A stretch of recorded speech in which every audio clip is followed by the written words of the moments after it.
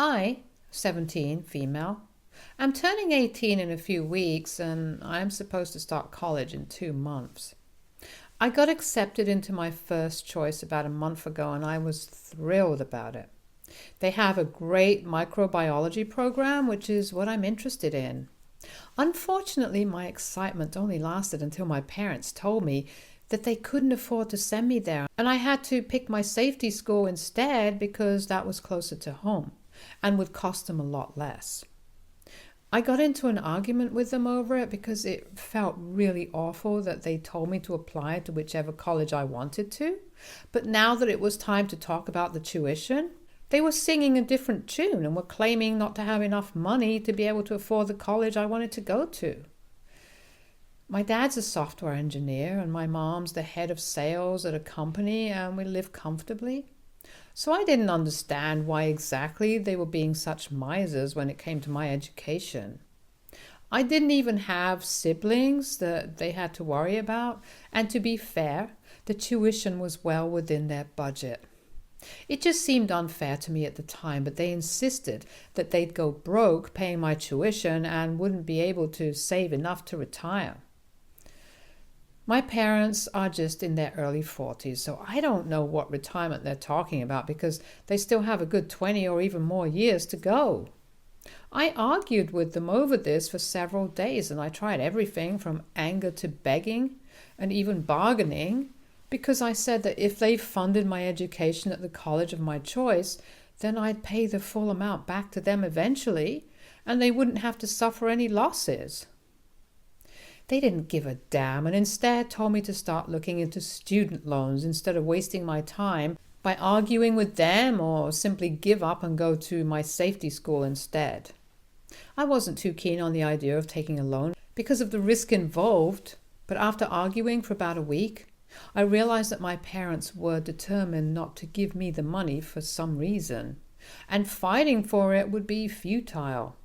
So I could either go to my safety school and give up on my dream college, or else I could take out a loan and then end up with a ton of debt like so many others, and both the possibilities seemed super bleak to me. I kept researching loans and their pros and cons, and I also applied for a scholarship, but I didn't give up hope. I did give up talking to my parents after our fight, though, because they were being selfish and I just couldn't bring myself to forgive them for it. My parents and I have always had a strained relationship at best, because both of them were working individuals and were the kind of people who brought their work home with them. It was mostly my grandparents, my dad's parents. My mom's parents passed away before I was born, looking after me and taking care of me while I was a child, and once I was old enough to be home by myself, they'd leave me alone for hours while they were out for work. Even when they came back home, they weren't particularly interested in me and would only do the bare minimum. They'd talk to me at meals sometimes and ask me about school and my friends, but I could always tell they weren't interested, and I wouldn't try to talk to them either because it just seemed pointless. I'm going to be blunt and just say it. To me, my parents were nothing more than people who paid for things that I needed and would let me live with them. It sounds harsh and makes me seem like a total selfish brat, but you can't really blame me because it was my parents who never really bothered to make an emotional bond with me. And as a kid, I tried to get their attention and win them over, but I never could, so I gave up trying after a while since it was clearly pointless. As long as I had a roof over my head, clothes to wear, and food to eat, I was good.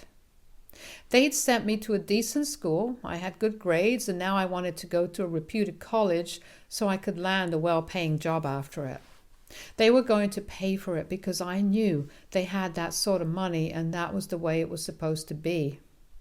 That's the way it has always been. I didn't expect my parents to shower me with love and affection or even tell me that they were proud of me because of what I'd achieved, but I did expect them to fund my education at the very least because that's the one area where they hadn't let me down yet. But unfortunately, now they'd failed as parents there as well. I'm not saying this because they refused to pay for my education, but because about 2 weeks ago I found out that they were paying for my cousin's education instead. My dad has an older brother and they have a son who's the same age as I am. He's starting college around the same time, and we do have a couple of friends in common. One of these common friends sent me a picture that my cousin had posted, a picture with my parents who were smiling broadly while hugging him. In the caption of that picture, he thanked my parents for agreeing to sponsor his education and pushing him to chase after his dreams. My cousin had probably blocked me at my parents' request since I couldn't see his profile at all. I hadn't even noticed because he and I weren't close. My friend wasn't aware of my situation and had just sent that screenshot to me to tell me how kind and generous my parents were. She had no clue that they were also really horrible and were putting their own daughter's dreams and ambitions aside just to be able to fuel someone else's. On one hand, they claimed that they couldn't afford to send me to the college of my choice, but they had absolutely no issues sponsoring my cousin's education. And he was attending a college that was a lot more expensive than mine, so the things they told me just didn't add up at all. It also made no sense that his father wasn't paying for his tuition because my uncle was a high school teacher at a private school and made enough money to be able to provide for his son. Or at least I think he does, because judging by their house, they don't live too shabbily, and I'm sure they can afford it if they want to. His mom's not in the picture anymore, but they do co-parent him, and she's a journalist as far as I know. So it's definitely not about the money for them. My parents weren't at home when I found out, as usual, and I wanted to confront them about it, but I was so pissed off that I decided to go to my grandparents first instead. I share a good relationship with my grandparents, but I hadn't told them anything about what I was going through because my grandma was kind of sick and I didn't want to be a burden on them. They were reasonably well off and had retired a couple of years back after handing over the reins of their textile business to my great uncle. It had been the three of them running the business earlier, but my grandparents chose to retire once they hit 60. My great uncle was still in his mid-50s and had no intention of retiring for a while since he had no family and only wanted to work and travel. All of them still earned well from the business they'd set up together, but my parents had never relied on them for money and had taught me never to take money from them either. I never needed to anyway, so I was okay with it and didn't question it back then. My grandparents had always been very kind to me and had made me feel loved, which was a nice change of pace from the kind of treatment I was used to at my parents' place, so I'd visit them frequently in the past. Unfortunately, about a year ago, my grandmother was diagnosed with Parkinson's, and then it became kind of difficult for her to do the things she always used to do. So I stopped visiting as much as I used to because, like I already said, I didn't want to be a burden on them. This time, though, I couldn't just sit back and take this sort of bullcrap from my parents and my cousin because it was very obvious that they'd all teamed up against me for some reason. They were sabotaging my chances of going to the college I wanted to on purpose, or at least that's what it looked like to me, and I couldn't just let that happen to me. So I headed over to my grandparents' place within an hour of finding out, and they welcomed me quite happily. I'd gone back to visit them after almost 2 months, and seeing them again made me regret not keeping in touch with them, because both of them looked like they'd missed having me around.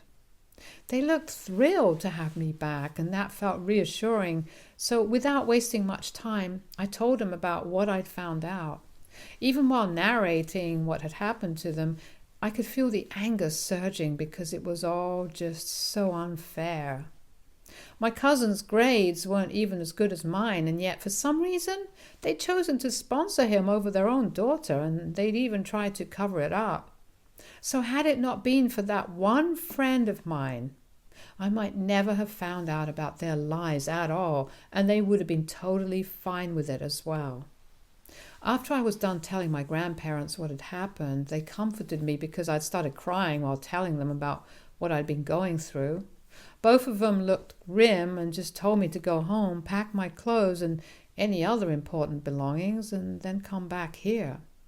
I was puzzled at their instructions, but honestly, I was sick of living in a house where I wouldn't speak to my parents and they wouldn't speak to me either, so I agreed without another word.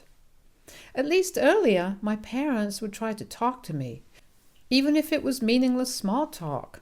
But now that was all over, and we just pretended that we were invisible to one another, which is awful. So I went back home, got my things, came back to my grandparents' place where they told me that my tuition would be taken care of by them and that I had nothing to worry about. I didn't understand what they'd done at the time, but I was just relieved that they'd found out a way to cover the expenses, because I really would have been devastated had I not been able to attend the college of my choice. I was worried about my grandparents' financial state, though, because they were both retired. And since my grandmother would have to go to the hospital for medical checkups quite frequently, the hospital bills were bound to be quite high. I didn't want to cause them unnecessary trouble in any way, so I offered to work my way through, and they'd only need to cover half of my expenses. That way, but they laughed it off and dismissed it, saying that they had enough money and that I didn't need to worry about them. I wanted to know how exactly they'd pay for everything when they were retired, but I didn't want to push any further, and I didn't ask more. I hadn't told my parents anything before I left, so I had expected to hear from them when they found out that I wasn't at home. So I had indeed been expecting a call from them once they'd come back home from work, and just as I'd predicted, they reached out to me a little after dinner time. I'll be honest, I'd expected them to be upset with me because I'd left without telling them anything, and I'd wanted them to be worried for me. It's petty and makes me sound like an attention seeker, but I just really wanted them to call me out of concern and ask me about my whereabouts so I could finally tell them off about what kind of horrible parents they'd been to me, and then they'd finally feel sorry about what they'd done. Unfortunately, none of it materialized, because instead of a phone call from my concerned parents, all I received was a text from them telling me how incredibly disappointed they were in me, and that they never even wanted to see me again, much less speak to me. Those were the very first lines of the message, and that threw me off because I hadn't been expecting it at all. But it got even worse as I continued reading their message. Apparently, my uncle had lost his teaching job a couple of weeks ago for insubordination. They didn't elaborate more, but I'm guessing it must have been something big enough for him to get fired, since he was a pretty qualified man. His ex-wife is getting remarried in a few months, so she wasn't willing to cover the cost of her son's college tuition either.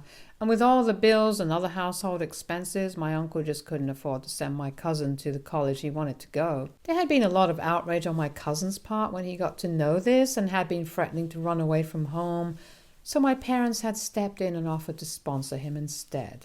He was planning to major in art, and so it was even more risky for my uncle to invest in his degree, because it was unlikely that he'd be able to repay him soon after college. I'm not throwing shade at art majors, but just being realistic, and that was why my father believed that it would be better for them to pay for his education instead. They said that the reason they'd chosen to sponsor him over me was because he was more in need of it, while I could still get by with loans and such, and he couldn't. I don't know how much of that was true, but that was what they told me. And the reason they were texting me to let me know was because earlier that day, presumably around the time that I'd left to collect my belongings and bring them to my grandparents' house, my grandparents had called my parents and told them that they were cutting all of them out of their will, and all of it would go to me instead, since they decided to choose my cousin over me. That was why my parents were furious at me for telling my grandparents what they'd done instead of discussing it with them first, which I guess might be a fair point. I don't know if they have a point or not, to be really honest, but I do think that what they did was still kind of messed up. I understand that this was coming from a place of concern for my cousin, but even then, I should have been their first choice and not my cousin. That just really hurt me, and I think anyone else in my place would have felt the same way. So when I received the text from my parents, I didn't respond to it because I didn't know what they'd expected me to say. I believe they wanted me to apologize to them and my cousin, and then prevent my grandparents from changing their will. But I didn't think that would be fair to me at all, because if anything, I'd been the one who had been wronged by them and not the other way around. A week had passed since I received that message, and I still haven't heard back from anyone in my family. I'm still living with my grandparents, and it's relatively more pleasant than living with my parents, but that text just keeps bugging me because I feel like I might have messed things up a little for everyone involved. It's true that I could have gotten by with student loans, but even my cousin could have gone that way, and yet he'd chosen not to. But I was expected to, just because he was being an immature brat who thought running away from home was a reasonable solution to his problems. I'd always known my cousin to be kind of bratty and downright annoying when he wouldn't get his way, but I'd thought he'd grown out of that behavior. Unfortunately, he hasn't, and now I've had to bear the brunt of that. I don't know if I should talk to my grandparents about the inheritance thing, though, because that's really their decision. At the same time, I don't need all that money, and I guess my parents and my uncle would need it in the future. I feel like I'm hoarding it and being cruel to them by depriving them of their inheritance and hogging it all to myself, and that I maybe should have at least talked to my parents before I came running to my grandparents to complain about what they'd done. So AITA for telling my grandparents that my parents were funding my cousin's education over mine and then taking over their entire inheritance? Update 1. Before I say anything, I'd just like to thank everyone who commented on my original post. It means the world to me, since apparently now literal strangers on the internet have more compassion for me than my own family does. You guys are just really sweet to be so supportive of me. I'd also like to say that since I drew some flack for what I said about me considering my parents my source of money and nothing else, what else was I supposed to think of them when they raised me like that? I already discussed that ever since I was a kid, they'd leave me all by myself at home for hours for work, and there was barely any emotional relationship between us, so of course I couldn't see them as anything except my source of money, and that's all. And of course I still expected them to be concerned about me and worried about me when I left, because they're still my parents, and despite everything I still want some effect and validation from them, like literally any other kid does. I've had a complicated childhood, and I don't expect everyone to understand my feelings or be empathetic towards me. But some of you people need to tone down the hate. Anyway, I decided not to talk to my parents again, and even blocked them after speaking to my grandparents regarding their text. I just couldn't keep it in anymore and ended up telling them all about it like most of you had advised me to. And they told me that it was ridiculous of them to expect that I'd be okay with them paying for my cousin for whatever reason, and if my uncle needed money, then he should have come to his parents instead of his brother. But for some reason, both my dad and his brother have an insanely high ego and refuse to take any sort of money from my grandparents at all. My grandpa believes that it's because they'd had to live really frugally while growing up because their business was still in its beginning stages and they weren't making much, so their kids couldn't afford the kind of life that their friends were used to, which made them resent my grandparents because, according to them, had they just stuck to their regular jobs instead of quitting and establishing their own business, then they wouldn't have had to give up any luxuries that they'd been used to. And that in turn made them really weird about taking money from their parents. My grandma believes that the real reason that they were so uptight about borrowing money from them was because both of them were just too proud and too arrogant to admit that they needed help and would rather suffer and make their kids suffer than just ask their parents for money. Both of those theories are plausible, in my opinion. And it's not even like my grandparents would have said no if their sons had ever asked for help, because they still made decent money from their business, which was up and running really well. They could now afford to stay home and relax and let my great uncle handle it all at work, which means it's all going well for them right now and will continue to do well in the foreseeable future. They just have no real excuse as to why they picked my cousin over me, and that's the bottom line. Update 2. It's been almost 2 weeks since I moved out of my parents' house. And today, after 2 whole weeks, my parents finally showed up at my grandparents' place and demanded that I come back with them. I obviously said no right away and told them that I didn't want to go back with them at all, but they refused to listen and said that they'd call the cops and have my grandparents arrested for abduction if they didn't let me go back with them. That was what made me fly off the handle entirely, and I started screaming at them at the top of my lungs about how they're the ones who should have been arrested because they're the ones who neglected me my entire childhood. They were the ones who were still putting their own brotherhood above me and couldn't be bothered to think about me just because they felt that my idiot of a cousin was going to run away for real, and that was something that justified what they did to me. I felt a lot lighter after my tirade against my parents because it felt like years and years of anger, bitterness, pain, and resentment were making their way out of my body, and it honestly felt like I was spewing poison. My mother started to cry at the same point, but they didn't leave and waited for me to stop yelling before my dad told me that he was super disappointed in the way I turned out and that he wished he'd never come back to take me with him and make things right. When I demanded an explanation as to what he meant by making things right, he told me that he'd been planning to put me in touch with a friend of his who worked at a bank and would make it easier for me to get a loan, and then I wouldn't have to worry about my tuition anymore. At that point, I was so furious that I felt like pushing my parents out of the house. His idea of making amends wasn't giving me what was rightfully mine, my college fund, but instead he believed that putting me in touch with a banker would make it all okay for me. I couldn't believe that he'd even had the audacity to say that, and I could feel another fit of rage coming on.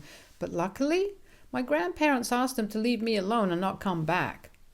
I'd be 18 in a couple of weeks anyway, and I really didn't need their consent to live with whoever I wanted to anymore. And even if I wasn't 18, I would rather go to prison than go back to living with my parents. Their emotional unavailability and arrogance almost ruined my life once. I wasn't about to let it happen once again.